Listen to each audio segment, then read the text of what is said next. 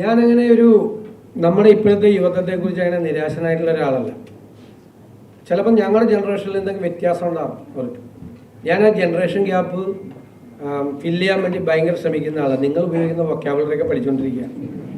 നിങ്ങൾക്കൊരു രാഷ്ട്രീയ പാർട്ടിയിൽ, ഞാനത് പറയുന്നത് ശരിയല്ല, ഞാൻ എൻ്റെ പാർട്ടിയിൽ അംഗമാകാൻ പറയേണ്ട ആളാണ്.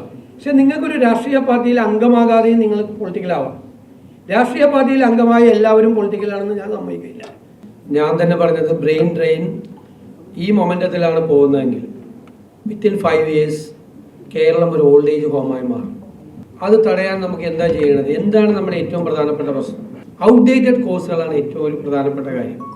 ലോകത്ത് തൊഴിലിൻ്റെ സ്വഭാവം വേഗതയിൽ വർദ്ധിക്കുക, nature of job.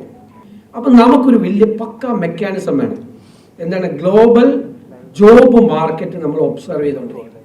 Curriculum change ചെയ്തുകൊണ്ടിരിക്കണം, മാറ്റത്തിന് വിധേയമായിക്കൊണ്ടിരിക്കണം, റീഓറിയന്റേഷൻ നടത്തണം പലതിലും. എഡ്യൂക്കേഷൻ്റെ ഡെസ്റ്റിനേഷൻ പോയിന്റാക്കി നമുക്ക് കേരളത്തെ മാറ്റാൻ പറ്റും. എഡ്യൂക്കേഷൻ്റെയും ഹെൽത്തിൻ്റെയും ഡെസ്റ്റിനേഷൻ പോയിന്റാക്കി കേരളത്തെ നമുക്ക് മാറ്റാൻ പറ്റും. സെക്കൻഡ് പാർട്ട് പറഞ്ഞത് ക്ലൈമറ്റ് ചേഞ്ചിനെ പറ്റിയാണ്. ലോകത്ത് ആ IPCC റിപ്പോർട്ടും നാസ അനാലിസിസും ചർച്ച ചെയ്ത ഏക ലെജിസ്ലേച്ചർ കേരള ലെജിസ്ലേച്ചർ. ഇനിയുള്ള എല്ലാ ഡെവലപ്മെൻറ്റ് പ്രോജക്റ്റും ഒരു ഘടകം, കമ്പോണൻ്റ് എന്ന് പറയുന്നത് ക്ലൈമറ്റ് ചേഞ്ച് ആയിരിക്കും. ക്ലൈമറ്റ് ചേഞ്ച് കൂടി പരിഗണിച്ചുകൊണ്ട് എൻവയൺമെന്റ് ഇമ്പാക്ട് അസസ്മെന്റ് നടത്താതെ ഒരു കെട്ടിടം പോലും പണിയാൻ പാടില്ല. വീട് വെക്കണമല്ല ഞാൻ പറഞ്ഞു, വലിയ ബിൽഡിങ്സ്, വലിയ സ്ട്രക്ചേഴ്സ്.